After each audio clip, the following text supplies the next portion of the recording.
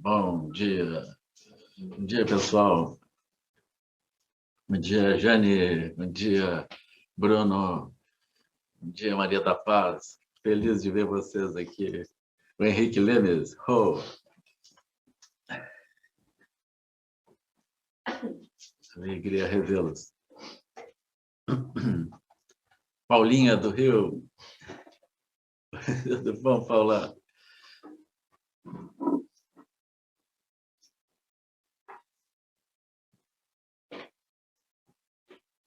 Bom, então, nós vamos seguindo o Surangama. Eu queria agradecer a Carol, que está todo dia correndo assim contra o tempo e aprontando a tradução, que me facilita bastante aqui, encontrando as palavras, né? Então, eu vou retomar o último tema que a gente tinha olhado, e aí nós vamos seguindo adiante. Então, o que está acontecendo assim? O Ananda teve aquele probleminha, que eu não quero aqui lembrar, mas ele tendo tido aquele problema, aí ele vai conversar com o Buda, e aí o Buda começa os ensinamentos a partir do ponto onde está a mente do Ananda, né? Então, Ananda ele está nessa perspectiva de um mundo separado dele, e sem entender como que as coisas operam por dentro da mente, né? Ainda assim, ele era, em princípio, seria um arhata, né?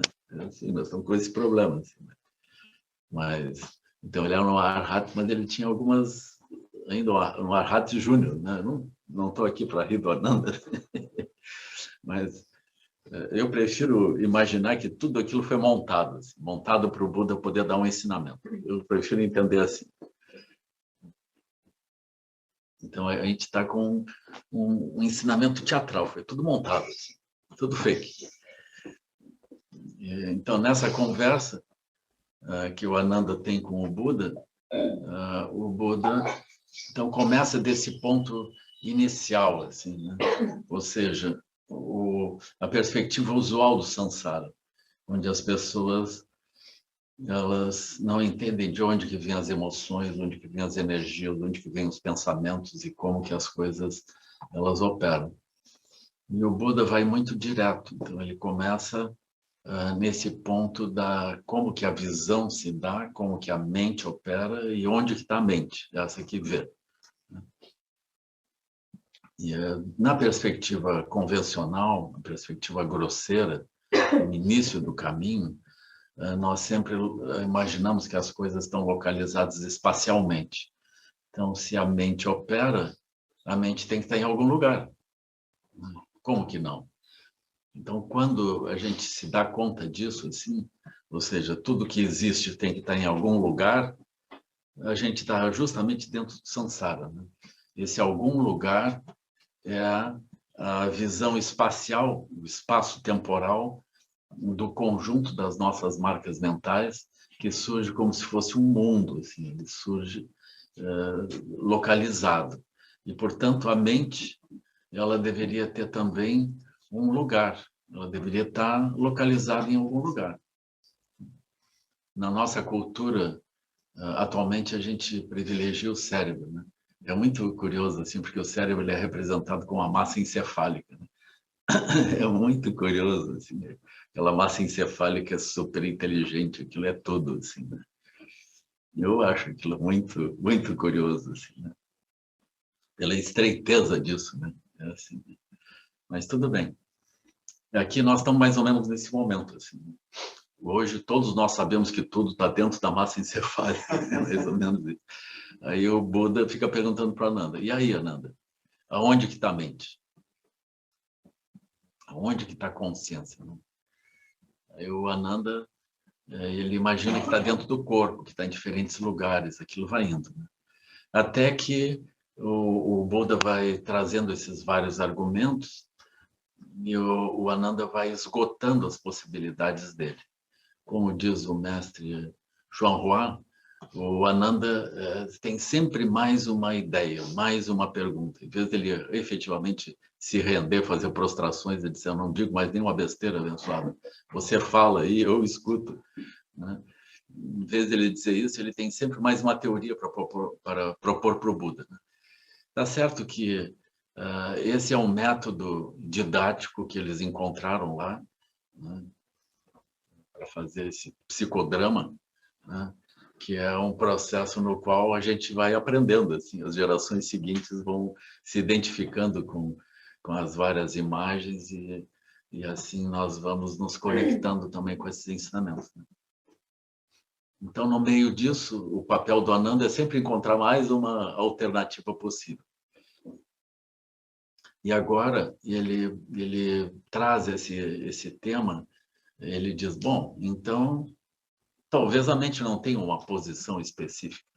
Eu acho já, nesse caso, ele já melhorou, assim, né? Já melhorou a posição dele. Eu fico sempre torcendo pelo Ananda. Eu acho que o Buda está torturando o Ananda, eu fico com dó dele, assim. Eu acho que me vejo no lugar dele, assim, mas eu sempre dizendo uma bobagem que ele nunca dá certo.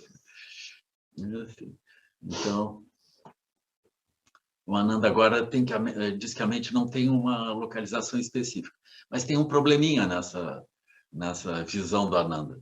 O problema é que o Ananda ele olha o mundo ou seja, a base da mente dele continua sendo uma base onde ele olha a mente como algo concreto, como algo denso, né? Então o Buda vai responder dentro disso. Se isso, enfim, se a mente é algo denso, tem que ter algum lugar. Todas as coisas têm lugares.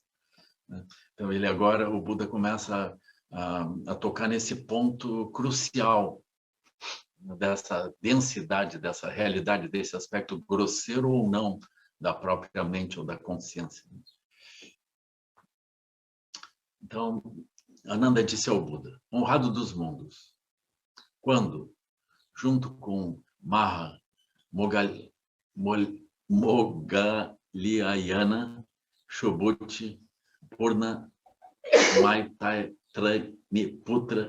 aqui os nomes eles variam um pouquinho, sabe? Eles variam um pouquinho. Por isso que aqui eu tropeço, porque eu leria rápido.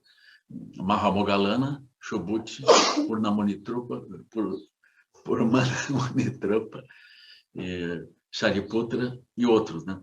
Mas aí, de acordo com as traduções, as transcrições fonéticas elas ficam diferentes, assim. Mas é o cara aquele que você já sabe quem é, assim, né? Ou que a gente não sabe quem é, que são os 4 dos grandes discípulos do Buda. Então, quando junto com esses 4 grandes discípulos, eu ouvi o Buda girar a roda do Dharma, com frequência escutei dizer que a mente que é consciente faz distinções, não está localizada nem dentro, nem fora, nem no meio. Então, vocês vejam, estava o Ananda propondo aquele monte de teorias, mas ele sabia disso, ele tinha ouvido isso. Isso atesta contra o próprio Ananda, porque o Ananda, tendo ouvido isso, só agora que ele vai falar isso. Ele estava lá querendo localizar a mente em algum lugar. Eu estou me sentindo já numa CPI, estou fazendo um julgamento aqui. É assim. Então, ele sabia disso. Então, que ele já tinha ouvido isso, que a mente não está localizada nem dentro, nem fora, nem no meio. Ela não se localiza em nenhum desses lugares. Isso que não tem uma localização específica, aí está o Ananda com a teoria dele. Isso que não tem uma localização específica deve ser o que chamamos de mente. Pode o que não tem uma localização específica ser chamada de minha mente? Ele já está assim, agora, quase se rendendo para o Buda. Né? Aí o mestre Xuanhua, ele diz, a mente consciente percebedora não está localizada em nenhum lugar. Pá, isso é alguma coisa, né? Porque a mente consciente percebedora não está localizada em algum lugar, mas ela faz contato com tudo. Como é isso?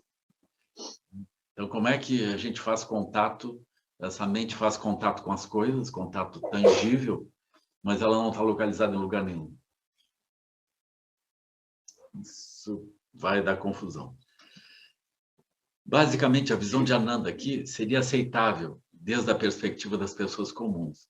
Mas a mente da qual o Buda fala não é a mente consciente comum, é a mente verdadeira e incessante, não a mente de processos mentais deludidos. No entanto, Ananda ainda pensa que sua mente deludida é a sua verdadeira mente. Ele confundiu um bandido com o seu próprio filho.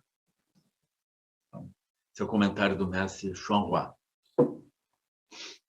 Mas, retornando ao texto, o Buda falou a Ananda: você diz que a mente que é consciente e faz distinções não está localizada num lugar específico.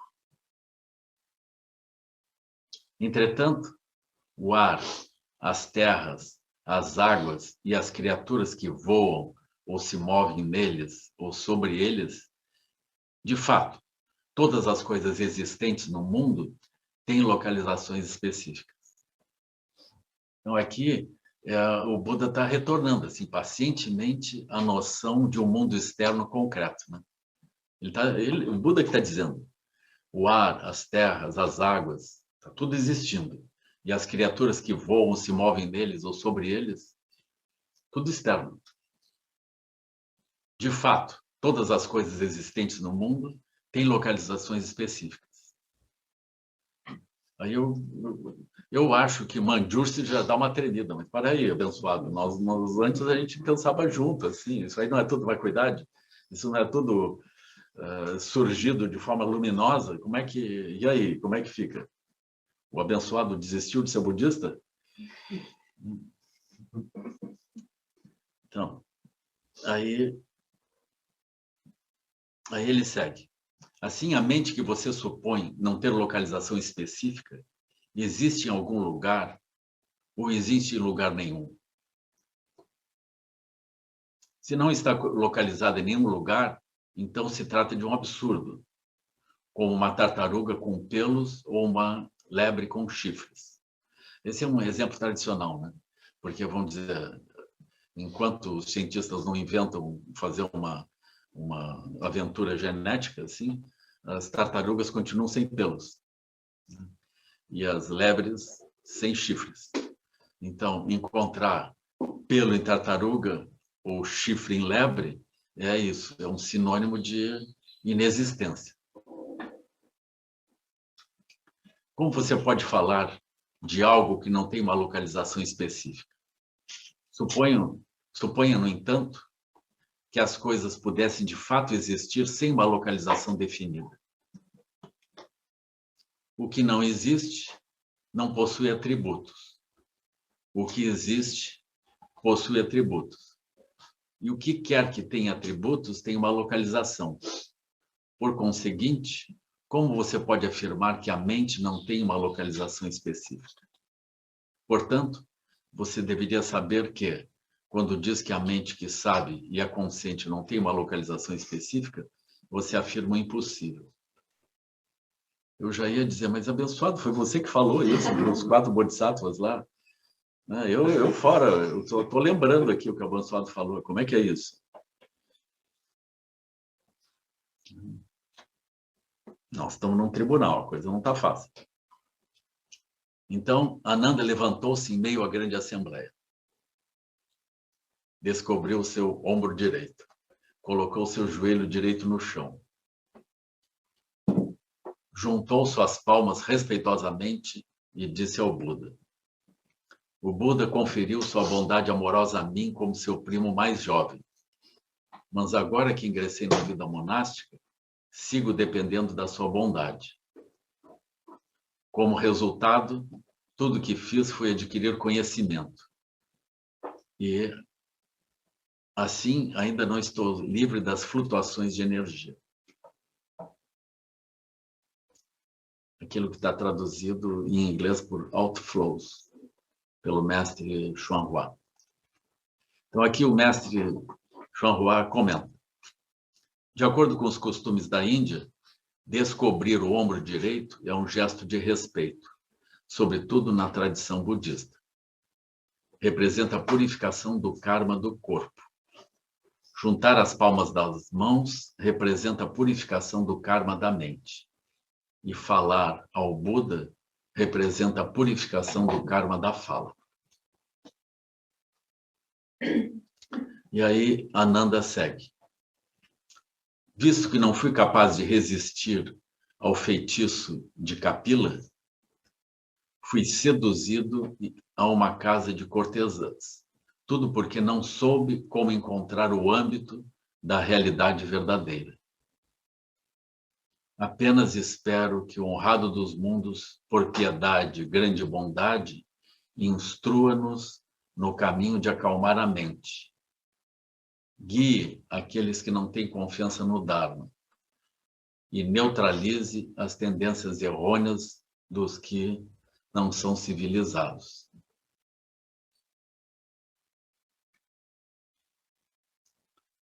A palavra em inglês é essa mesmo. Uncivilized.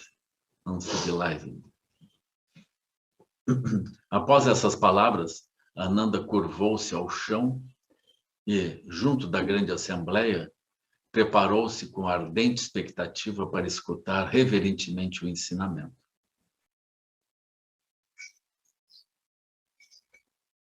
Naquele momento, um conjunto de luzes tão deslumbrantes e resplandecentes quanto 100.000 sóis emanou da face do honrado dos mundos. 6 tipos de tremores balançaram as terras dos Tathagatas, e um número infinito de mundos apareceu em todas as 10 direções ao mesmo tempo. O imponente poder espiritual do Buda fez com que todos esses mundos se fundissem em um só. E neste mundo, todos os grandes bodhisattvas, permanecendo nas suas próprias terras, juntaram as palmas das mãos e escutaram. Então aqui, de tanto em tanto, tem esses momentos assim extraordinários, né? Eu prefiro interpretar isso como o Buda, então, ele se coloca dentro da visão última, então ele abandona a visão comum, dentro da qual, aliás, ele abandona a visão comum do Ananda, né? Ele abandona um mundo onde ele falava para o Ananda e ele vai para o mundo dos Budas.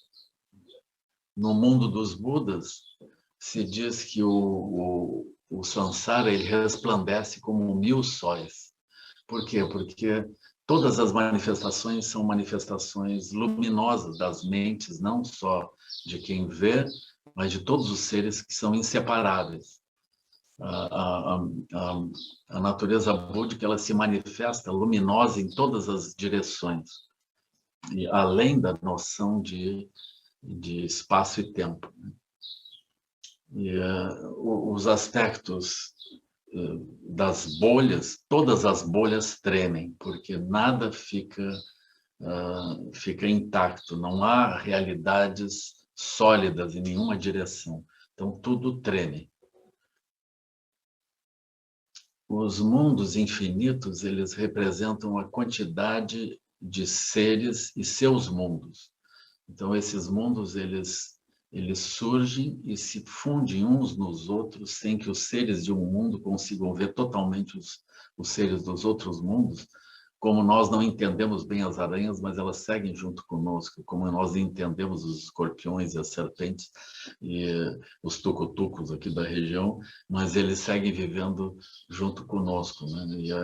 E as borboletas de asas brancas continuam comendo as nossas plantas da horta, e aquilo tudo segue uma inter-relação, assim, que é uma inter-relação mais ou menos, porque nós não conseguimos entender bem eles, e eles não entendem bem a nós, mas esses mundos se fundem. Então, nós temos um número infinito de mundos luminosos em todas as 10 direções. Todos esses mundos, eles brotam pela luminosidade da mente, pelas construções a partir da originação dependente, que vai interligando tudo. E, então, esses mundos, eles são uma manifestação da multiplicidade de mentes búdicas que não se separam, elas parecem que se separam, mas não se separam.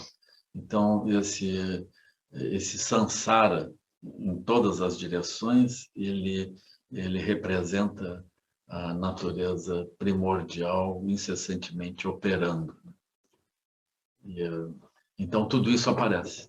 Então, o Buda, ele para e contempla. Então, esse é o mundo que o Buda contempla. Mas os bodhisattvas, permanecendo nas suas próprias terras, né, o imponente poder espiritual do Buda fez com que todos esses mundos se fundissem num só. E nesse mundo, todos os grandes bodhisattvas. Cada um dos grandes bodhisattvas permanecendo em suas próprias terras puras, onde eles veem com clareza tudo. Os bodhisattvas, eles não são perturbados por essa visão do Buda. Eles, na terra pura deles, eles veem isso também. Eles juntaram as palmas das mãos e escutaram.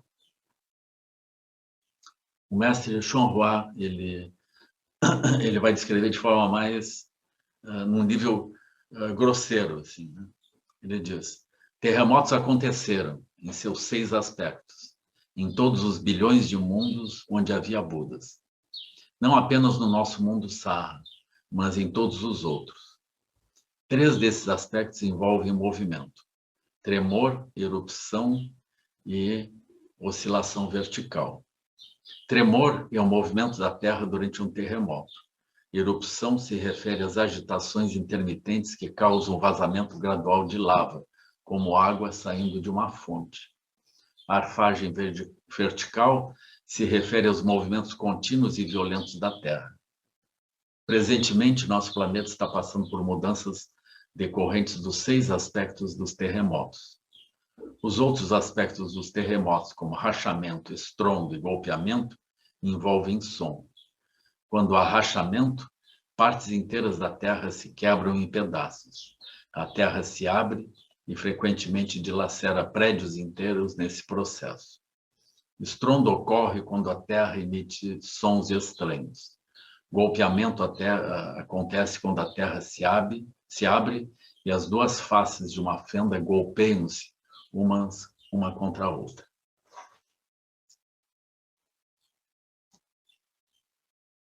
O Buda, aí segue o comentário, o Buda usou seu imponente poder espiritual para fundir todas as terras em uma só.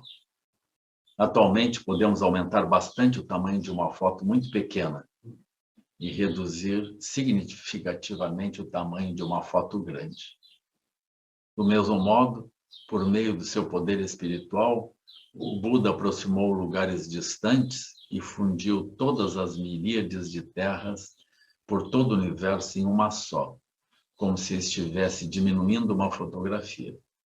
E ainda assim, embora as terras tivessem sido unidas em uma só, cada uma delas permaneceu na sua respectiva localização sem misturar-se umas com as outras. O Buda fundiu todas essas terras para que todos, incluindo os bodhisattvas em todas as terras, pudessem ouvi-lo falar sobre o grande samadhi do Suturangama.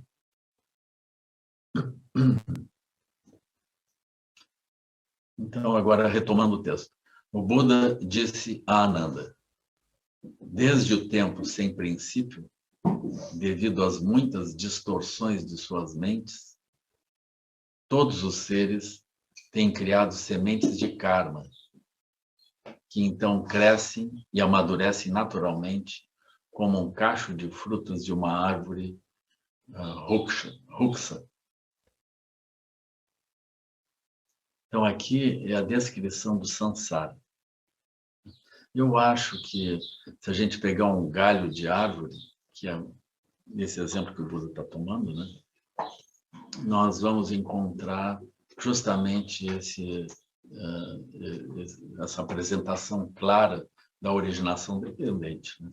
Então, a gente tem um broto, tomando aquele broto por base, surgem vários brotos. Ou seja, aquele galho se abre. De cada galhozinho, outros galhos se abrem. E assim vão surgindo as plantas. Isso é exatamente a originação dependente. Ou seja, uma base produz um desenvolvimento. Aquilo que foi desenvolvido serve de base para outro desenvolvimento e aquilo vai. O que seria esse desenvolvimento? É justamente a criação luminosa. Quando a gente olha as plantas, a gente pode não se dar bem conta disso, mas vocês vejam, assim, vamos começar com esse exemplo do papagaio, que eu já peguei tantas vezes, né? Aí o papagaio brasileiro que não conhecia eucalipto, né? Oh, tá certo, o papagaio australiano conhece eucalipto, mas papagaio brasileiro não conhece. Mas aí eles olham os galinhos de eucalipto, pegam aquele galinho, e o que eles veem no galho, pessoal? Olha a luminosidade da mente búdica do papagaio. Ele pega aquele galho e aquilo já vira ninho para ele. Ele não olha, eis um galho de eucalipto, ele não está pensando nisso. Ele já está vendo o ninho. Então, tem uma ação luminosa da mente que é pegar o galho e ele ata aquele galho e aquilo resiste ao vento do Bacupari, o que não é pouca coisa. Há poucos dias atrás está perto de 80 km por hora, assim, por mais de 24 horas. Né? Por isso que cai a rede elétrica, cai a transmissão, esses problemas assim. Mas, então, é olhar esse ponto. Aí nós tomamos aquele galho, o papagaio toma o galho, voa com aquilo, ele já não voa com o galho, ele já voa com um pedaço do ninho dele. Aí ele amarra aquilo, ele enfia dentro dos outros galhos e puxa com aquele bico curvo e vai atando aquilo, aquilo fica forte, entrelaçado nos galhos da própria árvore. Então, ele não só cria luminosamente aquele galho como parte do ninho, como ele pega os outros que estão ali como base e produz uma laçada a mais na criação luminosa do próprio ninho. E para isso ele vai usar como base o quê? A própria forquilha das árvores, os galhos das árvores que viram a base luminosa a partir da qual ele vai construindo por originação dependente. Né? É evidente que cada árvore tem uma configuração, então cada ninho tem uma configuração, não tem dois ninhos iguais. Por quê? Porque todos eles são uma construção luminosa. São uma construção luminosa a partir do quê? Das condições. Então, é uma originação dependente das condições objetivas. Tem uma mente luminosa construindo isso. Agora vocês vejam as folhas. Olha o que uma folha inteligente é capaz de fazer. Ela é capaz de pegar carbono da atmosfera, que não é folha, e pega o seu bico e puxa o carbono e ata nos outros carbonos que já tinham, e aquela folha começa a crescer. Ela não cresce de dentro, ela cresce pela incorporação daquilo que não é folha. Então, a folha tem inteligência de transformar o que não é folha em folha. A folha não está pegando folhinhas no ar para crescer como folha. Ela pega o carbono e ela imanta o carbono.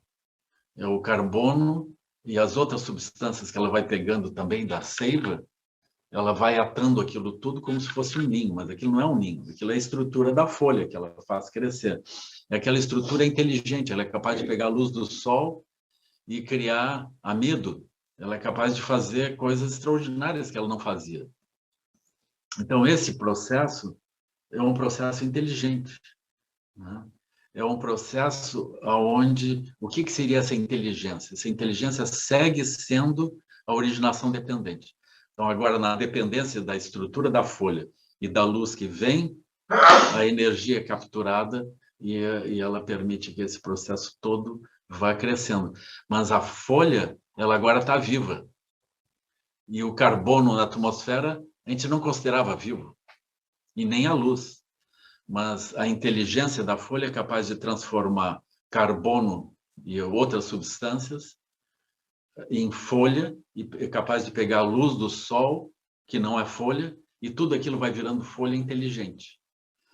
Se vocês olharem qual é a manifestação da inteligência, a manifestação da inteligência é o fato de que aquilo se expande, aquilo se constrói e aquilo se conserta também. Se tem um ferimento na folha, o ferimento se arruma.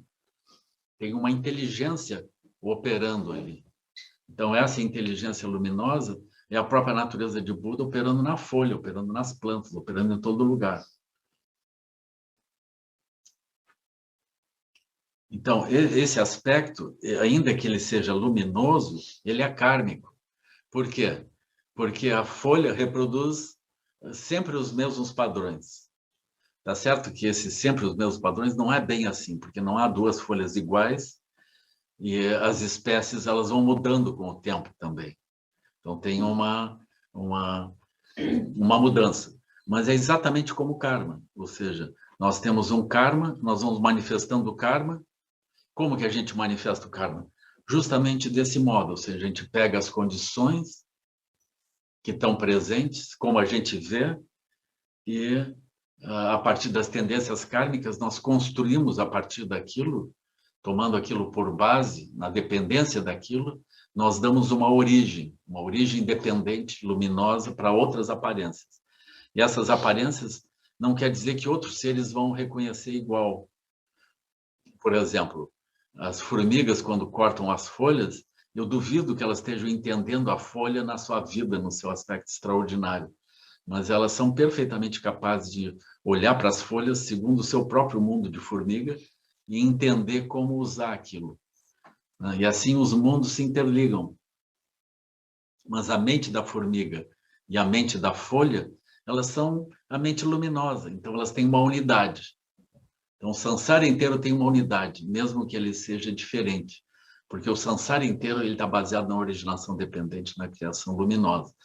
E essa criação luminosa, ela se dá e ela se repete. Então, esse aspecto de condicionamento da energia, quando a construção luminosa se estabelece, ela produz uma manifestação grosseira. Mas o aspecto sutil, ele se mantém. Então, ele é reproduzido sucessivamente. Assim, as folhas são diferentes, mas elas são todas originadas da mesma base kármica. É aí que nós vamos falar de base kármica. Tem uma estrutura kármica operando. Essa estrutura kármica ela não é fixa, mas ela é duradoura. Então, para as vidas e para os movimentos, como nós estamos acostumados a ver, parece que o karma é permanente. Então, a gente encontra a lei do karma. Ainda assim, o Buda vai nos ensinar como ultrapassar o karma, como ultrapassar a fixação, como ultrapassar a aparente inevitabilidade da manifestação da originação dependente. Então, aqui o Buda disse a Ananda, desde o tempo sem princípio, devido a muitas distorções de suas mentes, ou seja, construções de aspectos específicos, todos os seres têm criado sementes de karma. A gente pode dizer assim, olhar um galhozinho como ninho é luminoso, mas ao mesmo tempo é kármico. Ele tem essa tendência a olhar desse modo. Então, ele está aprisionado àquilo. Então, todos os seres têm criado sementes de karma. A essência do karma não é o aspecto cognitivo. O aspecto cognitivo é derivado. A essência do karma é o movimento da energia. Então, a gente pode duvidar se o papagaio, olhando para o galho, chega a uma conclusão. Esse é um galho hábil. A gente pode duvidar disso. Mas ele movimenta a energia. Eu acho uma das coisas interessantes que os biólogos andam descobrindo é que os pássaros têm construído ninhos também com lixo, né, com fios jogados aqui ou ali. Eles vão encontrando aquilo, eles botam o olho e criativamente eles acham que aquilo é possível. Né? Então, há esse movimento de energia, eles pegam, eles vão encontrando nos ninhos coisas, plásticos e fios e outras coisas que estão enfiadas ali dentro. Do mesmo modo, a gente vai encontrar no estômago das tartarugas um plástico e não sei quanta coisa mais que eles vão encontrando nos oceanos. Por quê? Porque eles olham para aquilo e veem como se eles constroem mentalmente como se fosse alguma coisa, né, válida. É o mesmo que se diz assim, põe uma borboleta, uma minhoca, num anzol, o peixe vê A borboleta vê aquilo que é de comer, né? Ele não vê tudo, ele vê só a aparência. Então, ele constrói com a mente dele aquilo, ele constrói adiante, né? Então, isso é o karma. O karma é esse movimento da energia naquela direção. A gente poderia pensar, bom, mas o karma é cognição. Então, tu explica para alguém assim, bis é muito açúcar e muito chocolate e muito amido, isso faz mal. E aí oferece para a pessoa e diz, você pode comer desde que continue dizendo, isso faz mal, isso faz mal. A pessoa diz, isso faz mal e come. Então, ela está comendo com a mente ou está comendo com a energia? Ela come com a energia, pessoal. Se a gente comesse com a mente, todos os regimes estavam funcionando há muito tempo. O mundo estava endireitado, entende? Porque desde Abraão a gente já sabe o que deve fazer e o que não deve fazer. Né? Deus já se manifestou não sei quantas vezes aí, deu todas as dicas, né? E o Buda também. Mas não tem funcionado. Essa parte cognitiva, ela funciona bem, mas a parte de energia nós estamos com os problemas aí. Então, o karma é isso. Quando a gente fala de karma, não é falta de compreensão, é karma, entende? É assim, aqui nós fazemos voto todas as luas cheias, mas eu nunca pergunto se o pessoal, quando a gente vai refazer o voto, eu nunca pergunto. Aí, como é que foi? Vocês conseguiram? Eu não pergunto, assim. Eu não quero deixar aquilo assim, meio tenso, né? Então, a gente só refaz os votos. Por quê? Porque a gente já está sabendo, né? O karma é 10-0 sempre. Mas a gente não desiste, né? A gente vai seguindo, assim. Por quê? Porque esse encontro do voto com o karma, ele é muito útil. Ele nos ajuda a entender como é que as coisas andam, né? Então, a gente não está aqui para assim, para ficar deprimido. Nós estamos aqui para rir um pouco da gente mesmo. Assim. Esse é o ponto. Então, o Buda disse a Ananda, desde o tempo sem princípio, ou seja, já era assim na época do Buda. Nós estamos tudo perdoado, pessoal.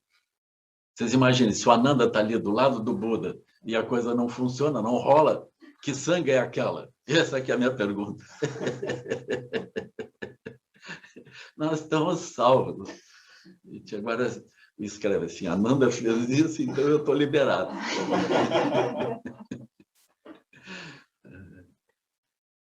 Então, desde o tempo sem princípio, devido às muitas distorções de suas mentes, todos os seres têm criado sementes de karma, e então crescem e amadurecem naturalmente, como um cacho de frutas em uma árvore ruxa. Aí o mestre Chonhua bota respeito na coisa. Ele vai dizer, a árvore ruxa representa a delusão, a ação intencional e as consequências da ação. Então, tá aí. Se a gente olhar a árvore, ela é isso. A delusão, ação intencional, consequências da ação. Eu gosto de pensar que aquilo tudo é luminoso. Não é possível dizer qual precede qual. Elas seguem-se umas às outras num ciclo contínuo, vida após vida, éon após éon. Quando se poderia dizer que tudo começou? Não há início. Esse é um ponto interessante, né? Porque a gente fica sempre procurando, e aí, o tempo? Porque a gente vê uma sequência temporal, no sentido grosseiro, né? Causal. Mas se a gente vai para o sentido sutil, aquela mente está presente ou não está. É só isso, não tem propriamente um processo causal nisso. Então, desde esse aspecto mais sutil, não há início, não há tempo. Trata-se de um ciclo sem fim, pois estamos presos ao ciclo de morte e renascimento nos 6 destinos, ou seja, os 6 reinos. Cada um de nós, nascido aqui nesse mundo, é como uma pequena partícula de pó que subitamente acende no meio do turbilhão e subitamente cai. Quando suas ações são meritórias, você tem um nascimento mais elevado. Ou seja, na roda da vida significa aquele lado assim, esquerda de quem olha, né, que vai subindo. Assim. Quando comete ofensas, você cai. Aí parece que tem uma lei divina, assim, né, pessoal? Parece. Mas não é. No budismo não tem essa coisa. O que acontece é que, por exemplo, se nós usamos aqueles que torcem por um time, sofrem de acordo com o time, entende? Por isso que eu sempre digo, escolha o time certo. Mas hoje eu nem vou dizer qual é o time certo. Hoje eu já desisti disso, porque as pessoas não entendem a verdade das coisas. Então, é assim. Aí o sofrimento da pessoa está de acordo com os referenciais. É isso. É assim o karma se estabelece. Então, não é o Buda que faz a pessoa sofrer, não é um julgamento em algum lugar. E as ações positivas, elas nos levam a coisas favoráveis. As ações negativas, os referenciais negativos, nos levam a problemas. É simples. É só isso. Mas não tem alguém atrás julgando e condenando. Não tem. Além do mais, nós não estamos necessariamente presos a isso. A gente está preso a isso. Mas como o Buda surgiu, o Buda mostrou como sair. Então, não é algo que não tenha saída, tem saída. A lei maior não é o karma. A lei maior é a natural liberdade da mente primordial na relação com o karma. Então, o mestre João Rota está dizendo, não há início. Trata-se de um ciclo sem fim, pois estamos presos ao ciclo de mortes e renascimento nos 6 destinos. Cada um de nós, nascido aqui nesse mundo, é como uma pequena partícula de pó que subitamente acende e, do mesmo modo, subitamente cai. Quando suas ações são meritórias, você tem um nascimento mais elevado. Quando comete ofensas, você cai. Portanto, nós deveríamos fazer apenas coisas boas.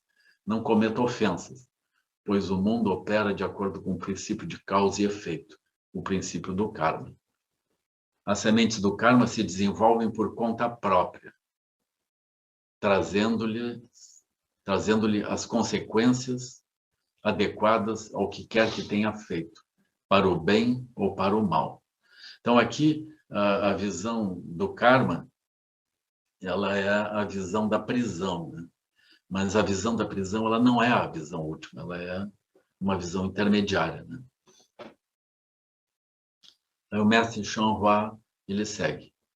As pessoas que se comprometem com uma prática espiritual, mas falham em realizar a iluminação última, pessoas como os ouvintes do ensinamento e os sábios solitários, bem como seres celestiais e outros, como reis demônios, que é uma expressão que vai ser usada aqui no Surangama um pouco adiante, né? Por isso ele já está adiantando aqui. Como reis demônios e membros dos sectos dos demônios, o que seriam os reis demônios? Você imagina, assim, alguém que é a figura política mais importante do país, né? que tem ideias totalmente equivocadas, que cria a maior confusão, que espalha todo tipo de falsidade e cria todo tipo de confusão, que produz consequências assim devastadoras em todas as direções, né? Que destrói florestas, que fragiliza todas as leis e que fragiliza todas as coisas. Isso o que é? E ainda assim esses seres são aclamados. Esses são os reis demônios. É simples. Se fosse um ser de sabedoria que estivesse protegendo, tudo estivesse melhor, todo mundo feliz e a paz se estabelecendo, esse é um rei Dharma. É muito simples, é muito fácil. E com isso eu não estou dizendo, eu nego, mesmo diante da CPI, que eu falei alguma coisa a respeito das nossas situações. Isso aqui é assim, é da época do Buda. Então, como reis demônios e membros dos sectos dos demônios, não sei como, mas os demônios sempre têm um secto ao redor deles, né? Assim, são os ministros. Então, todos eles falham por não entender os fundamentos e por se engajarem e se confundirem em sua prática. São como alguém que cozinha areia com a esperança de preparar uma refeição saborosa. Mas os objetivos que eles buscam, eles não conseguem, não tem como. Aquilo não há. Ou seja, o que é fake. Não adianta pegar areia e dizer que é comida, e aí cozinhar aquilo não vai dar certo, entende? Como a gente está vendo, assim. Então, ainda que a areia fosse cozinhada por éons tão numerosos quanto as partículas de pó, Nenhuma refeição resultaria disso. Trava um pouquinho a voz para receber essa conexão aqui enquanto... Eu vejo todo mundo se movendo. É? Eu vejo. Vocês estão me ouvindo? Oh, tá bom. Então, o mestre Chuan agora vai comentar. As pessoas nascem em um torpor e morrem em meio a um sonho. Ah, torpor da mente, né? Ou seja, moa. Elas seguem simplesmente os impulsos kármicos sem nenhuma lucidez, sem nenhuma capacidade de alterar a sua direção. Esse é o torpor. E morrem em meio ao sonho. Elas constroem realidades e elas pensam que aquelas realidades são coisas verdadeiras e elas mesmas se incluem nessas realidades de sonho, né? E elas morrem em meio a um sonho. Como nada para fazer, vão buscar algo para fazer.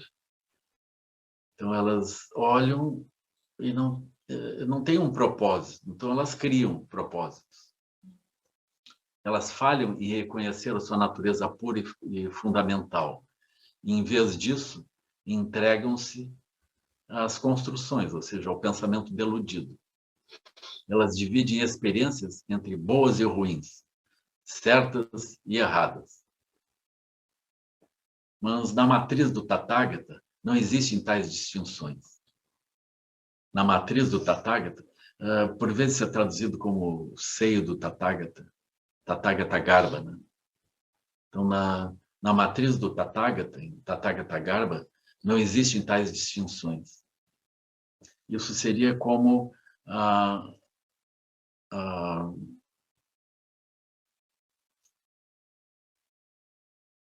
a terra pura, a mandala da lucidez. Então, em Tathagata Garbha não há absolutamente nada. Ela é absolutamente pura. Nossos olhos podem ver o mundo dos objetos percebidos, mas eles não passam de manifestações da consciência. Isso é dentro da mandala da lucidez, é visto assim. Quando você realmente entender a verdade de que não há nada que surja e cesse, mesmo que as coisas surjam e cessem, não há nada efetivamente que surja e cesse,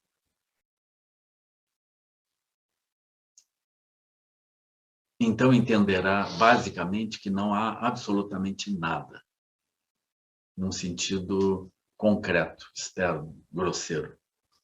Mas esse princípio não é fácil de compreender.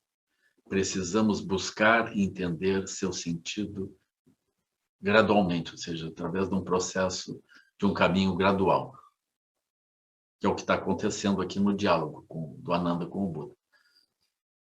Aí segue o Buda. Ananda, quais são os dois fundamentos? O primeiro é a mente, que é a base de morte e renascimento, e tem perdurado desde o tempo sem princípio. Aqui a gente tem que olhar assim. É a mente, que é a base de morte e renascimento, que tem perdurado desde o tempo sem princípio. Então está lá o papagaio pegando o galhozinho e fazendo o ninho. Mas aquele ninho é impermanente. Se ele tem essa fixação ao ninho, inevitavelmente, ele construindo o ninho, ele tem um sentido de proteção. Então, ele tem um sofrimento inevitável associado a isso. Não há como evitar. Então, esse é o primeiro. É a mente, que é a base de morte e renascimento. A mente luminosa, que constrói as aparências luminosas. E que tem perdurado desde tempo sem princípio. Então, ela opera e assim vai surgindo um mundo de aparências. Tal mente é dependente de objetos percebidos. E essa conexão com os objetos também, nesse momento tem essa conexão, depois eu tenho outra conexão, depois esse objeto perde o interesse, e a minha mente também se desloca em outra direção e constrói outras coisas. Isso é a mente que surge e cessa. Não tem não tem algo, nada estável. Então, tal mente é dependente de objetos percebidos. E é essa mente que você e todos os seres utilizam, e que cada um de nós considera ser nossa própria natureza. Então, essa essa visão, assim, constantemente construindo coisas, nós terminamos entendendo como a nossa própria natureza. Assim, então, esse ponto é um ponto interessante, porque se a gente agora for olhar o que nós manifestamos mais profundamente como aquilo que a gente sente que nós somos, a gente termina encontrando não propriamente a operação da origem independente aqui ou ali, mas o impulso para a construção da origem independente. Então, é como se fosse a energia básica que impulsiona a mente para esse processo de originação dependente. Então, vamos supor, nós temos apegos aqui e ali, nós tomamos certos aspectos como base para as nossas construções. Esses são os nossos pensamentos, as nossas construções que vão, então, estabelecendo o mundo mesmo, ou seja, um conjunto de experiências que serve de base para outras experiências que vão adiante. Se a gente tiver isso totalmente barrado na nossa frente, o mundo inteiro, ele desmancha, aí nós paramos assim com uma cara perdidos. Mas logo em seguida, esse impulso de energia vai começar a fazer com que a gente se conecte aqui e ali e vá andando assim. Então, o que nós fazemos hoje? Nós temos esse impulso, nós seguimos. A preocupação que a gente tem com os nossos filhos qual é? Que eles não sejam capazes de se ligar na vida, de construir coisas, de fazer coisas. Nem se preocupe, eles vão construir. O difícil é que isso não aconteça, que esse processo pare. Eles estão fazendo isso desde sempre. É como a gente olhar uma árvore, e agora, será que ela vai continuar crescendo? Não, é bom ter certeza que ela vai seguir crescendo. As condições estão ali, ela cresce. E se tu cortar ela, daqui a pouco ela começa a brotar e vai embora, porque é isso. Esse é o processo. Então, ninguém se preocupe, assim. Os filhos sempre dão certo, mesmo que pareça que não. Aquilo vai indo, assim. Né? O que acontece é que a gente quer que eles cresçam na direção que a gente imagina que o crescimento tem que ser. A coisa não é assim. Por quê? Porque nós temos uma base de referenciais a partir da qual nós construímos. Agora, como é que a gente vai pretender que o outro construa a partir da base de referenciais que nós estamos operando e não a base de referencial que eles estão operando? Não é assim. Então, a cada geração a gente fica tenso, porque eles não estão fazendo o que a gente faria. Claro, a gente faz o que faz, errado, e ele faz o que faz, errado também. Cada um tem direito a errar como achar que tem que errar. É assim, então, e assim o samsara segue se expandindo. O samsara nunca teve problema de se expandir. Nunca teve. É assim.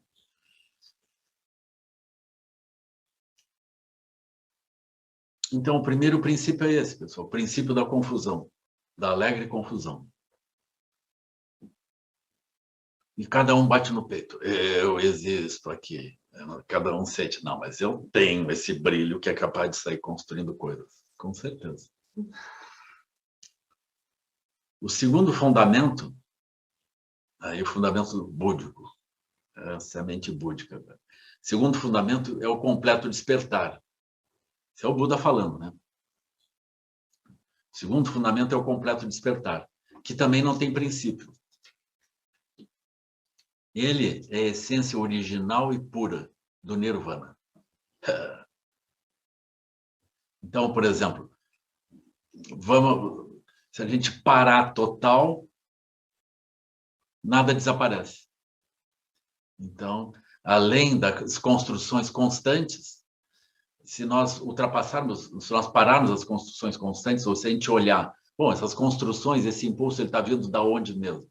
Aí nós vamos encontrar uma região totalmente autônoma, né, no nível sutil, não é um aspecto grosseiro. E aquilo incessantemente presente. Né? Os tibetanos vão chamar isso de kadagya, ou seja, grande vacuidade. Ela está lá, mas ela é viva. Ela é presente, ela tem luminosidade. De lá pode haver movimento, mas ela está parada. Não há tempo, não tem princípio. É a essência original e pura do Nirvana. A gente podia pensar, bom, parou, desapareceu. Não, parou, está vivo. Está vivo. Essa base viva, ela impulsiona cada planta, cada folha, cada bactéria, cada ser no mundo, ela impulsiona. Todos os seres têm isso essa mesma base, essa mesma unidade, portanto, e a partir disso eles se movimentam, eles surgem. Todos os fenômenos condicionados surgem dele. Então, esse é o entendimento original, a verdadeira natureza da consciência. Todos os fenômenos condicionados surgem desse entendimento original. Ainda assim, é em meio a esses fenômenos que os seres se perdem dele. Então, esse é um ponto muito interessante, ou seja, como é que surge a vidya, né? Eu sempre acho melhor pegar um exemplo. Então, a gente está lá com um tabuleiro de um jogo, né? Está jogando, vamos dizer, dama, para não ser sempre xadrez, né? Aí nós estamos jogando dama ali. Aí a pessoa começou a operar a mente a partir do jogo, então o que ela toma por base? Ela toma por base as regras que ela assumiu e ela olha as condições do tabuleiro. Então, a partir das condições do tabuleiro e da regra, eu tenho condições. A partir dessas condições, eu produzo originação. Então, a originação é as jogadas. O que eu vou fazer? Originação dependente das condições que eu estou vendo. Mas a mente que está olhando isso, ela não está... Ela está desde esse ponto, das regras em diante. Mas ela é livre. Ela pode dizer, bom, eu desisti de jogar isso. Isso é um jogo fake. Alguém inventou essa coisa. Essa coisa de o jogo é fake, alguém inventou, isso não pertence ao jogo. Isso não vem da regra do jogo e das condições para diante. Ela vem para trás. Então, quando eu estou operando a partir de um ponto, eu não estou retornando. Estou olhando a partir daquele ponto para frente. Originação dependente. Vou indo para frente. Por isso eu esqueço toda a parte anterior. Aí surge a vidya. Aí eu fico ocupado, olhando para frente, não olho para trás. Mas a vidya não é a lei. Eu posso parar, como a Amitabha faz. Posso olhar para a Amitabha, eu paro. E aí começo a olhar para trás. Aí eu vejo como é que aquilo surge. Nós temos esse olhar. Olhar que olha para dentro e vê como é que tudo surge. Por quê? Porque cada coisa é construída pela mente. Se a mente está construindo a sensação de tabuleiro, a sensação de jogos referenciais, como é que aquilo vai ficar escondido da própria mente? A mente olha para ela mesma e vê o que ela está fazendo. Pô. Entende? A mente não tem como se esconder dela mesma. Não tem. Então, a lucidez prístina é isso. A mente não consegue se esconder dela. Mas como é que ela mais ou menos se esconde com a vidya? Como é que é isso? Porque ela passa a operar, ela toma uma base sem olhar para essa base, sem discutir agora para essa base. Então, ela toma aquilo, dali para frente ela sai construindo. Então, ela optou por não olhar. Mas ela tem a opção, ela retorna e começa a olhar. Então, esse retornar e começar a olhar é o Satipatthana Sutra, pessoal. Sati é olhar. Aí tu para e começa a olhar coisas tão simples como é que eu estou respirando. Ah, que incrível, levantei o braço. Nada disso é óbvio, pessoal. Isso é tão óbvio quanto uma folha crescer, que não é nada óbvio. Não tem coisa óbvia, mas não tem coisa oculta também. Esse é o ponto. Então, o segundo fundamento é o completo despertar, que também não tem princípio. Ele é a essência original e pura do Nirvana. Ele tem essa base e a lucidez, o olho que vê. É o entendimento original, a verdadeira natureza da consciência. Todos os fenômenos condicionados surgem dele. Ainda assim, é em meio a esses fenômenos que os seres se perdem. E eles se perdem desse entendimento fundamental, embora ele esteja ativo o dia inteiro, esteja ativo deles o dia inteiro. Então, o potencial da lucidez está sempre ali. E porque eles não têm consciência dele, cometem o erro de adentrar os diferentes destinos. O que significa esses diferentes destinos? É isso. Eu tomo alguma coisa por base e vou indo. Às vezes nós saltamos, né? É muito comum de saltar de uma coisa para outra. Isso que é o que vai surgir aqui, essa expressão, outflow. Né? Aí surge uma energia, a gente olha para uma outra coisa e brota um impulso de energia e nós já vamos seguindo ali. Esse é o outflow. Os arhats estão livres de outflows, pessoal. Já imaginou? Os arhats olham para as coisas. Eles não têm o outflow. Já imaginou? Isso é uma super diferença. E nós oscilamos por dentro do samsara, por quê? Porque tão pronto a gente olha para cá ou para lá, nós saltamos.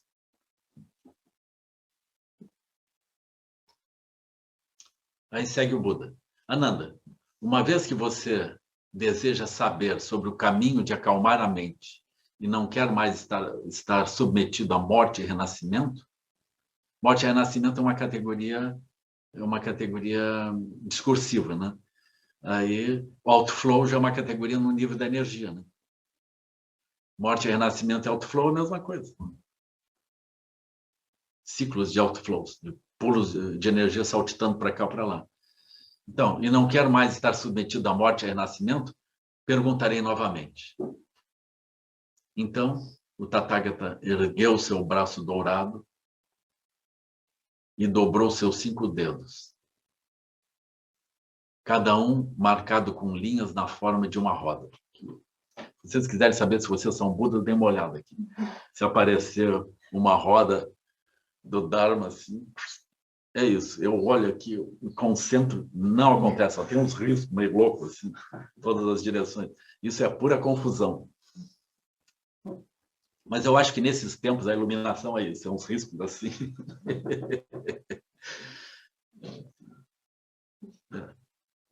Não tem nada, não.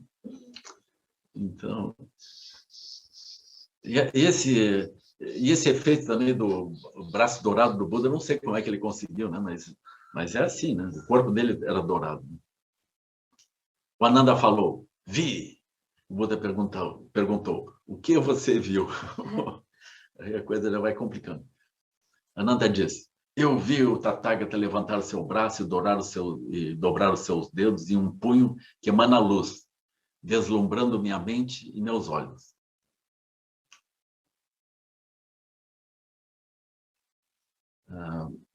Por que o Buda indagou sobre um assunto tão simples? E seu mestre Xuanhua. Você pode considerar simples agora, mas na verdade ele não é. Quanto mais a pergunta do Buda é analisada ao longo do texto, tanto mais profunda e maravilhosa ela se torna. É somente no curso dos acontecimentos comuns do cotidiano que você pode se tornar plenamente consciente do Buda inato em você. Os locais familiares com os quais entra em contato todos os dias são as representações da natureza búdica. Incrível isso, né? Os locais familiares grosseiros, eles são representações da natureza búdica. Mas você precisa tomar conhecimento disso por meio de sua própria experiência.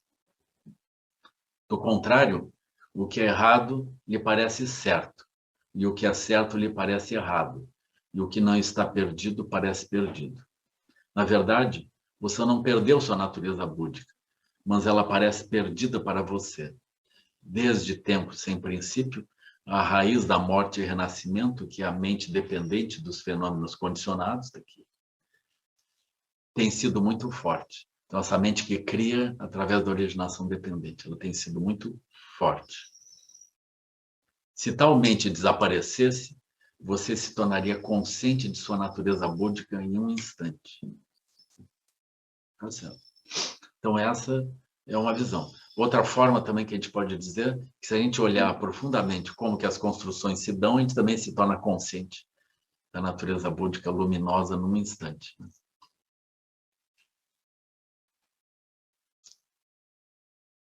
Aí o Buda disse para Ananda, quando viu meu pulso emitir luz, o que viu?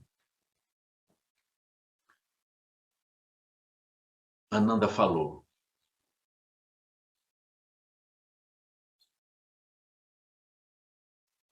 todos nós nessa grande assembleia ouvimos com os nossos olhos.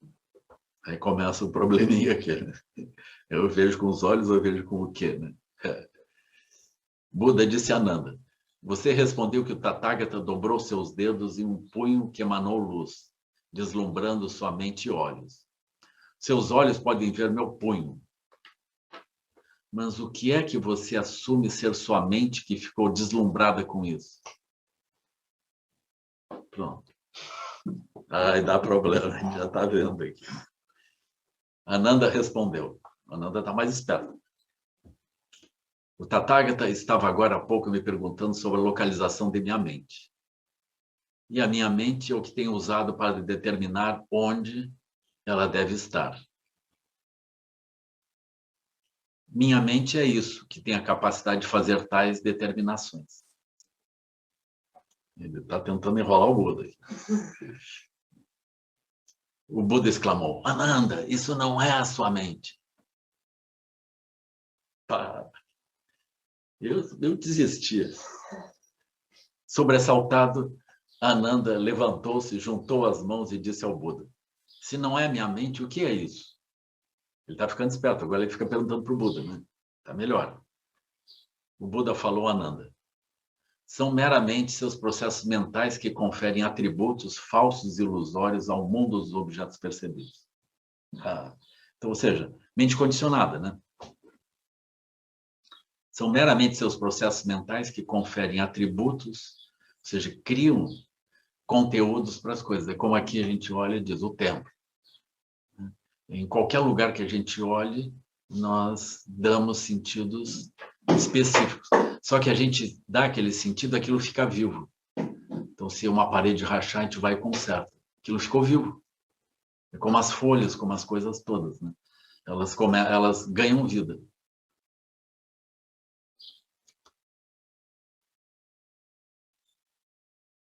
O Buda falou, Ananda, são meramente seus processos mentais que conferem atributos falsos e ilusórios ao mundo dos objetos percebidos.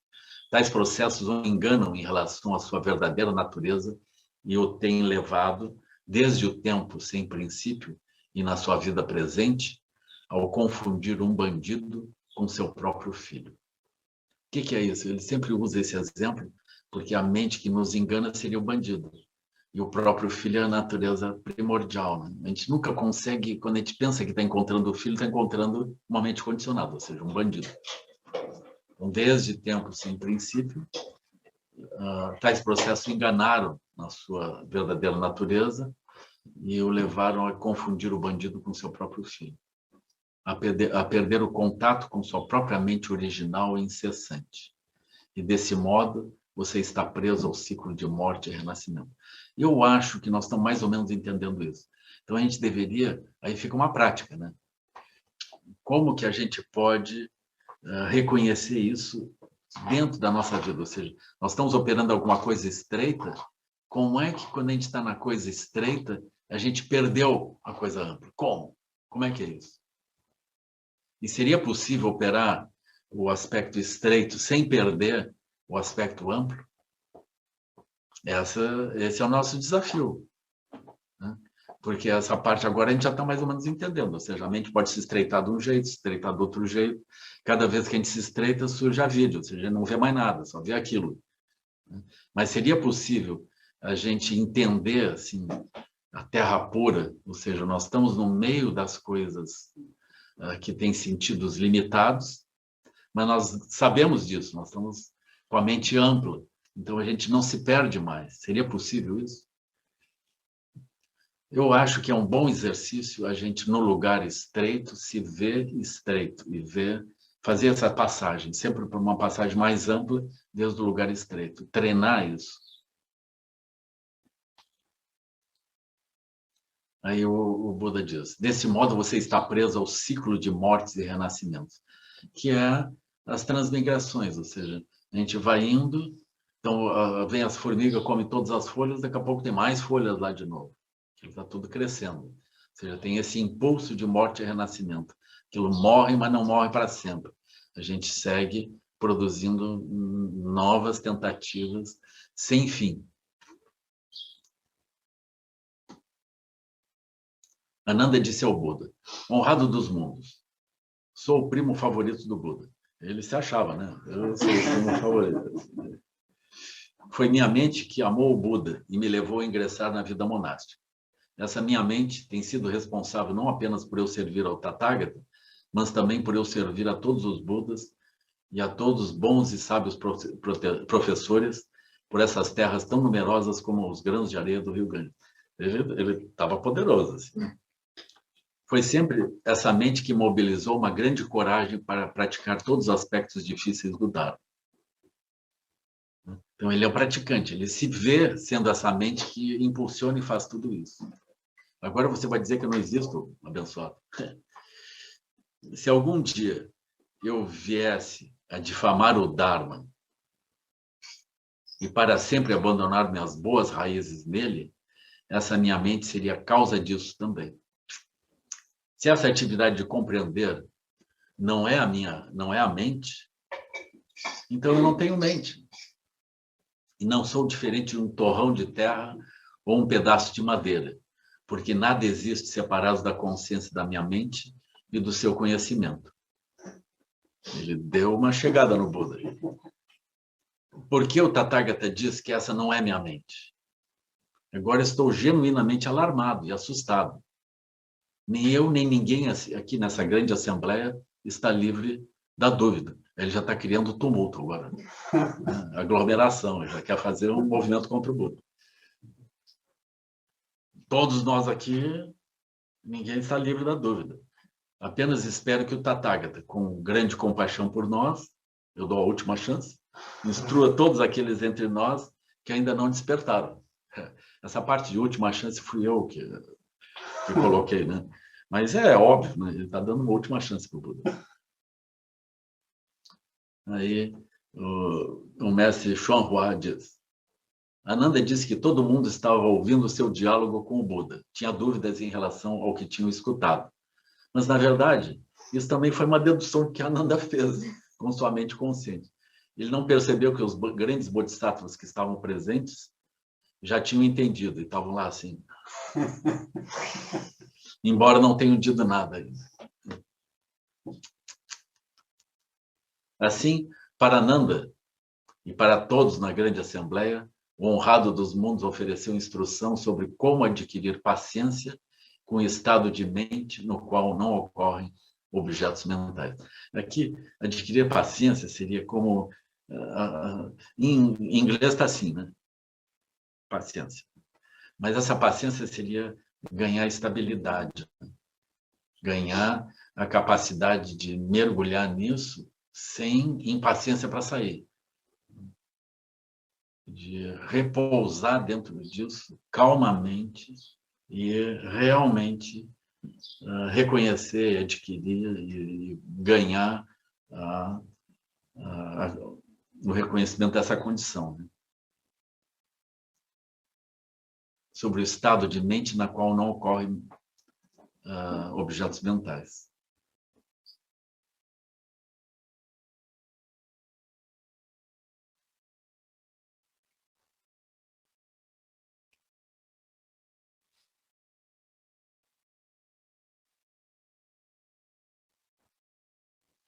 E vem um comentário do mestre Xuanhua.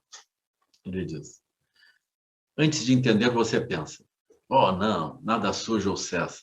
E todas as miríades de objetos mentais desaparecem. Ou seja, tudo surge e depois desaparece. São só aspectos fantasmagóricos. Um medo brota no seu coração. Você não consegue suportar essa ideia. Mas se você, de fato, experienciar o estado de mente em que nada surge ou cessa, ele não vai parecer nem um pouco incomum. E você será capaz de suportar porque terá adquirido paciência com o estado de mente no qual não ocorrem objetos mentais. Então, se a gente conseguir repousar nessa condição que não está saltitando por aparências, isso não vai produzir nenhuma falta de respiração, nenhuma angústia, nada. Na verdade, é o contrário. Uma experiência especial acontece quando você está prestes a se iluminar. Nós, assim. Quando a experiência especial acontece, a única coisa que pode fazer é acalentá-la no seu coração. Você próprio sabe, mas não tem como contar às pessoas. Ela é inexpressível, inexprimível. Isso é paciência com o estado de mente no qual não ocorrem objetos mentais. Quando você puder ver que o mundo inteiro de objetos percebidos está no âmbito da sua natureza essencial,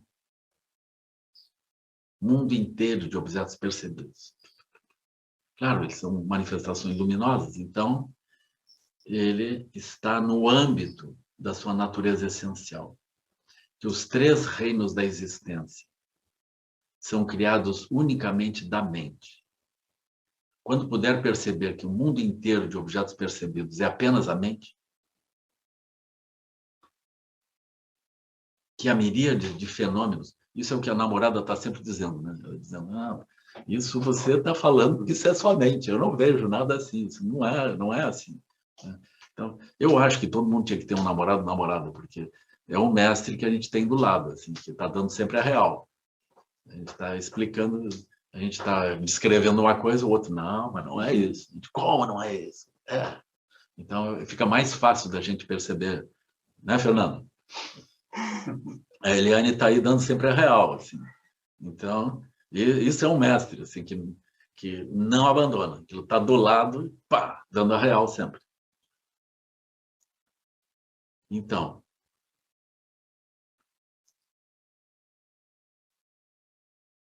quando a experiência especial acontece, a única coisa que você pode fazer é acalentá-la no seu coração. Ou seja, repousar. Aí vocês olham para a Amitabha, calmo. Assim.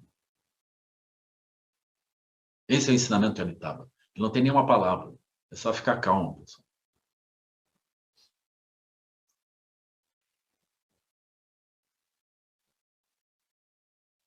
Você próprio sabe, mas não tem como contar às pessoas.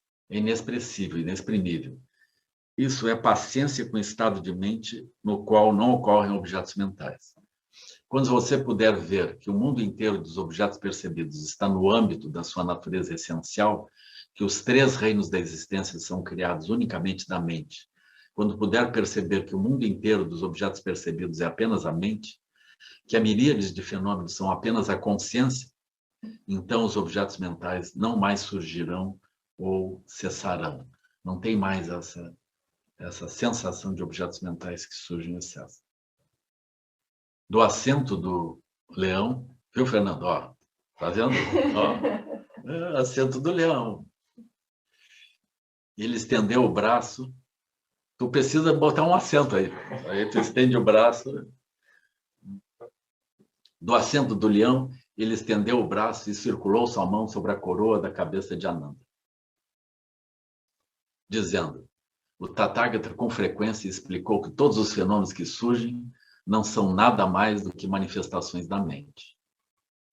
Todas as coisas que estão sujeitas ao princípio de causa e efeito, do maior dos mundos ao menor dos grãos de areia, surgem por causa da mente.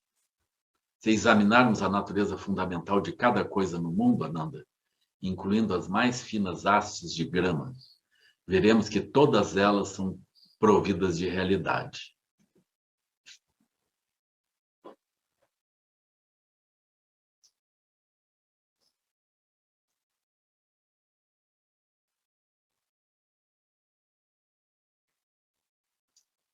Mesmo o espaço possui um nome e atributos. Considerando isso, como poderia a mente clara, que é assombrosa e pura, esse assombroso, ele vai ser usado várias vezes, né? Então, é sempre bom a gente ver como usar uma palavra para esse wondrous, porque com o tempo, dentro do texto, esse wondrous ele vai ser usado como sinônimo de iluminação, porque ele vai dizer que a gente percebe o mundo assombroso, mas assombroso ele está ligado ao fato assombroso, né? De ver aquilo tudo luminoso aparecendo. Então não é assombroso porque me assombra, é porque é um mundo completamente mágico. Então eu não sei bem que palavra seria isso melhor para usar aqui, né? Mas por enquanto nós estamos usando essa tradução que vem diretamente do inglês, né? Que o próprio mestre Chuan Hua traduziu lá do chinês e do tibetano, comparando as várias versões em chinês também. com a versão tibetana e trazendo essa palavra, e encontrou essa palavra, assombrosa. Eu acho boa, mas aquilo me parece que é mais do que assombroso. Então, considerando isso, como poderia a mente clara, que é assombrosa e pura, se eu usar mágico também não serve. Espantoso também, é algo assim. Né? Mas ela é completamente mágica, né? E pura. A mente que verdadeiramente entende e é a natureza básica de todos os estados mentais. Como poderia ela ser desprovida de realidade? Mas, se você, como insiste, aquilo que faz distinções e está consciente delas, que as conhece e entende, fosse de fato a mente, então a mente necessariamente teria sua própria natureza essencial, independente de seu envolvimento com objetos visíveis, sons, odores, sabores e objetos de tato. Contudo, nesse momento, ouvindo meu Dharma, é devido aos sons que você pode distinguir o sentido. E mesmo se você se retirasse para um estado de quietude em que toda visão, audição, consciência de sabor e consciência tátil cessasse, você ainda estaria fazendo distinções entre os objetos nebulosos da cognição na sua mente. Então, aí o mestre João Roy vai comentar. Ele diz, nesse tipo de estado, você ainda estaria fazendo distinções entre os objetos de sua consciência mental. Então, aí vamos colocar sexta consciência, né? Olhos, ouvidos, nariz, língua, tato, sexta consciência, mente, né? Que é aquela que vai trabalhar com as várias consciências dos sentidos. Né? Você está fazendo distinções entre os objetos de sua consciência mental, né? Apenas isso. Um estado de quietude ainda é apenas uma função da sexta consciência, a consciência da mente. O sonho, por exemplo, é uma função da consciência da mente, bem como estados psicóticos e o nosso estado comum de pensamentos dispersos e discriminações. Tudo isso, então é interessante ele dizer isso, né? O sonho é uma... O sonho, por exemplo, é uma função da consciência da mente. Então, é a sexta consciência que está sonhando com as consciências de olhos, ouvidos, nariz, língua e tato. Ainda que não haja objetos de olhos, ouvidos, nariz, língua e tato, há a consciência. Então, a sexta consciência ela fica combinando esses resultados e produzindo outras imagens e interpretações. No estado de quietude que o Buda menciona aqui, é mais um exemplo. As 5 primeiras consciências pararam de operar. Ou seja, não há consciência associada a olhos, ouvidos, nariz, língua, tato. Nós não estamos elaborando nada nesse sentido. Entretanto, você ainda tem pensamentos. Você sente que o que está acontecendo é muito bom. Mas, da perspectiva do ensinamento budista, você não deu ainda nem o primeiro passo, Ananda. Não se sinta satisfeito. Em vez disso, você deveria seguir progredindo. Se parar nesse ponto, é fácil cair no vácuo. Ou seja, uma tentativa de abandono, então, da sexta consciência também. O que não é de benefício nenhum no desenvolvimento da sua habilidade na meditação. Não estou pedindo que você simplesmente aceite essa capacidade de fazer distinção. Não é a mente, mas examine a sua mente minuciosamente para determinar se uma capacidade de fazer distinção existe independentemente de seus objetos percebidos da consciência. Isso seria verdadeiramente a sua mente. Essa capacidade, então, da mente ver a mente. Né? Isso seria a mente. Se, por outro lado, sua capacidade de fazer distinção fosse desprovida de uma natureza essencial separada de seus objetos percebidos, por consequente, ela também seria um objeto percebido, um objeto mental nebuloso. Objetos percebidos não são permanentes, e quando tal mente deixasse de existir, de modo que não tivesse mais realidade do que uma tartaruga com pelos ou uma lebre com chifres, então o seu corpo de Dharma deixaria de existir junto com ela. E assim, quem restaria para praticar e aperfeiçoar a paciência com o estado de mente em que os objetos mentais não ocorrem? Nesse ponto, Ananda e os outros na grande assembleia estavam completamente estupefatos. Não tinham nada para dizer. Então, eu vou parar por aqui também, porque eu também fiquei engasgado. E agora eu ganho até terça-feira para ver como resolver isso.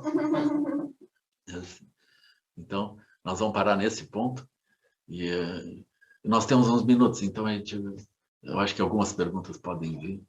E a gente segue conversando. Por favor. Pode falar, Lucas. Oi, Lama. Só um instante aqui. O pessoal está arrumando o software e o hardware aqui. Beleza.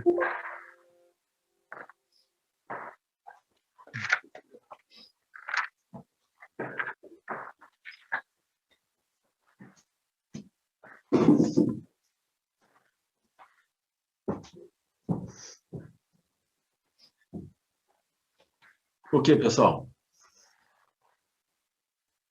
Bom dia. Bom dia. O Lucas está falando? Isso. Eu estou achando meio baixo aqui, mas tudo bem. Eu faço assim e ouço. Mas está ouvindo? Eu estou ouvindo. O Saul está aqui, ele vai tentar melhorar um pouquinho o som.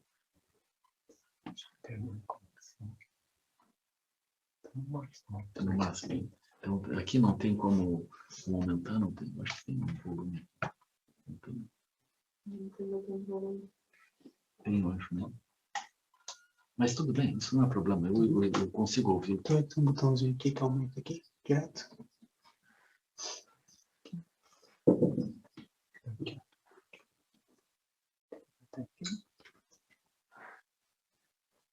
Já está aqui, não sei. Pode falar, Lucas. Então, eu tenho ficado curioso desde o início desse estudo sobre essa questão do método. E gostaria se você pudesse falar um pouco sobre isso, porque o sutra, como você falou, ele tem uma espécie de encenação, e essa encenação ela parece exibir um método, né, no sentido de nos ensinar também o como nós podemos abordar os fenômenos e compreendê-los. Está ouvindo? Eu estou ouvindo, está baixinho assim, mas aí se a pergunta for muito complicada, eu vou dizer que eu não ouvi.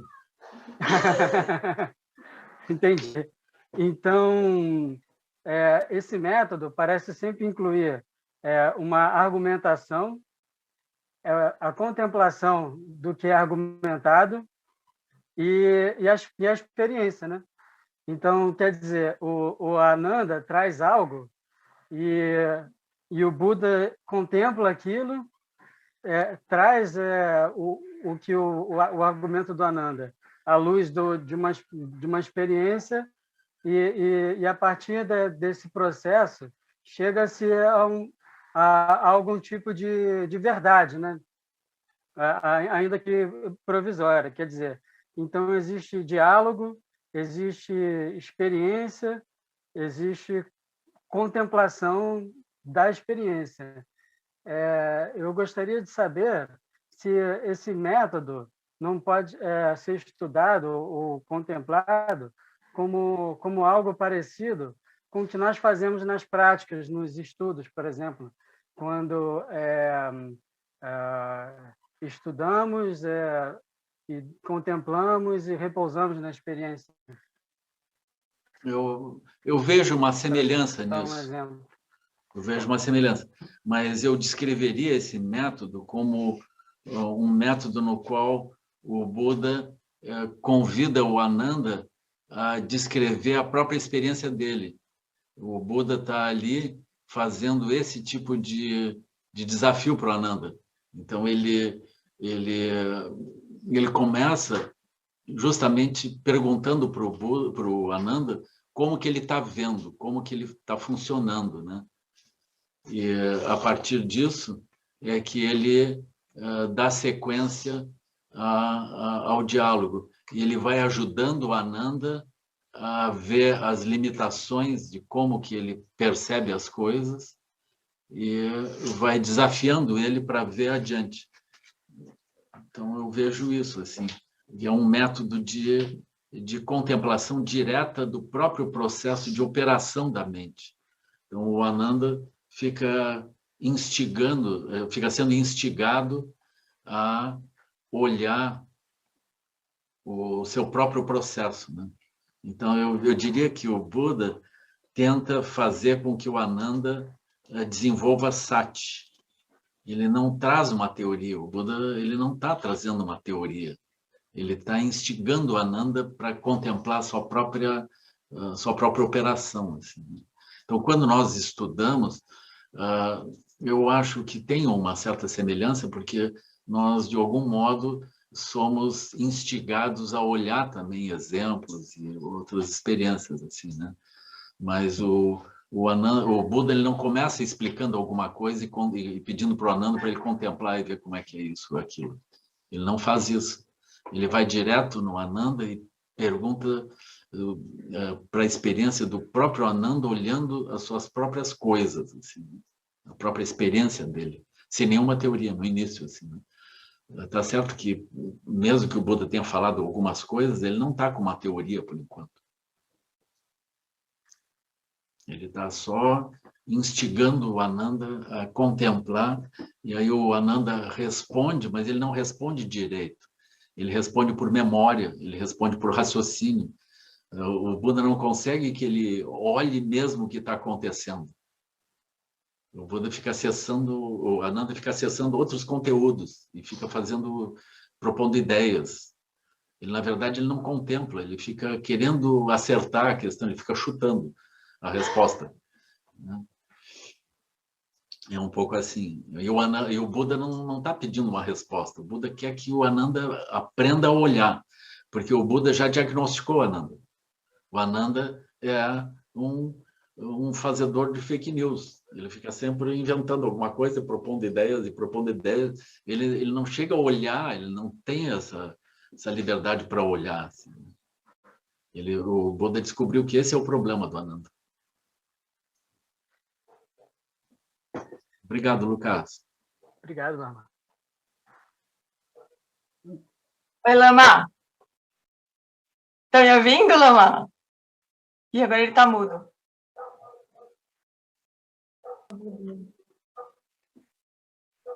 Oi, aberto também, aberto o microfone, Lama. Lama, obrigada, eu estou assim, amando esses encontros de manhã aqui, são maravilhosos. Muito obrigada, muito obrigada. Então, queria perguntar para o Lama o seguinte, nesse comentário do mestre Shamhu, que ele fala desse estado de quietude, que inclusive no inglês está quietude, é muito legal essa tradução também, né?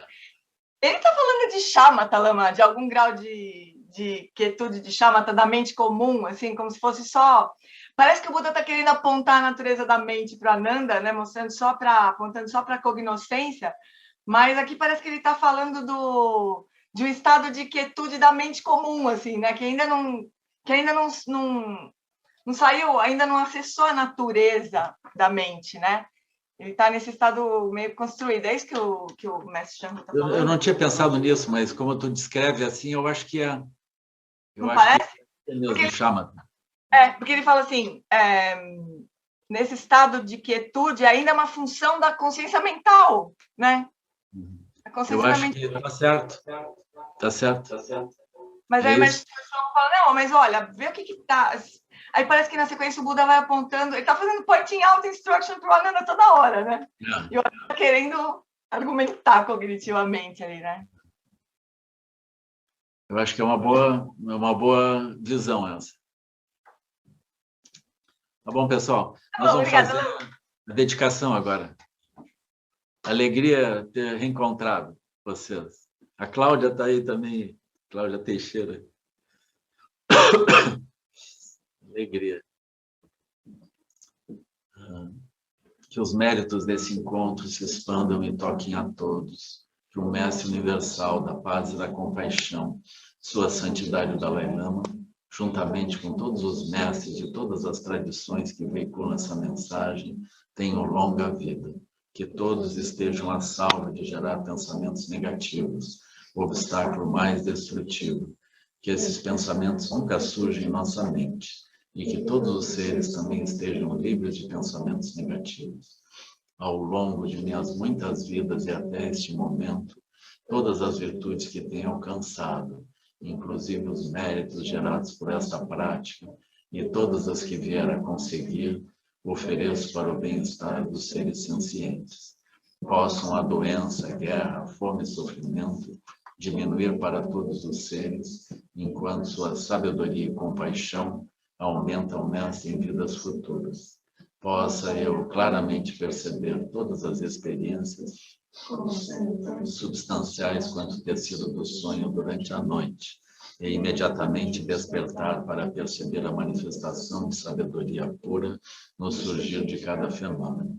Possa eu rapidamente alcançar a iluminação para trabalhar sem cessar pela liberação de todos os seres, Budas e Bodhisattvas em conjunto, seja qual for a sua motivação, sua ação benéfica e preces auspiciosas, seja qual for a sua onisciência, realizações e poderes benévolos, e seja qual for a sua imensa sabedoria, eu, que igualmente venho para beneficiar os seres, rogo para que possa alcançar as mesmas qualidades.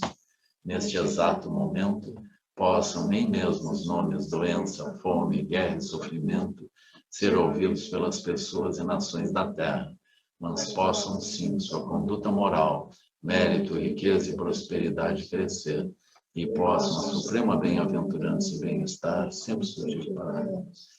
Em nome de Ossum, em nome de Zanin Sassum, Parpel Drogo de Ossum, Madan Midral do Sum. Então, tchau, pessoal. Até terça.